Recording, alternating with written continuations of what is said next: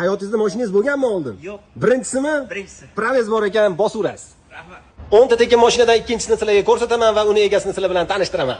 2009-yilda ishlab chiqarilgan Matiz Best avtomobili hech qanaqa ishi yo'q, holati zo'r yurib turgan cho'tki mashina, metan gazlarigacha bor, konditsionerlari bor, naktikalar taqilgan, video registratorlarigacha bor. Jizzax viloyati Arnasoydan Normamatov Sobir akaga nasib qildi. Sobir aka bu mashinani tekinga olish uchun nima qildingiz?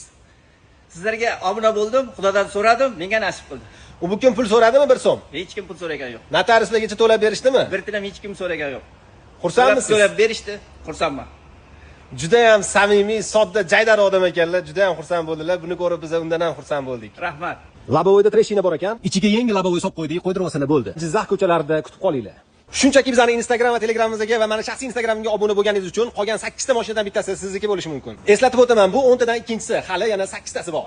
Sobir akam oilada yagona ishlaydigan odam ekanlar, ikkita farzandlari nogiron ekan, ayollari ham bemor ekanlar, Xudo shifo bersin. Hattoki bitta o'g'illari 10 yildan beri ko'chaga chiqmagan ekanlar. Ana endi bu mashinada o'g'illarini olib chiqib aylantirib yuradilar, aka. Xuddi shunday. Eng arzon jamoasiga men katta minnatdorchilik bildiraman. Ishlariga omad yor bo'lsin.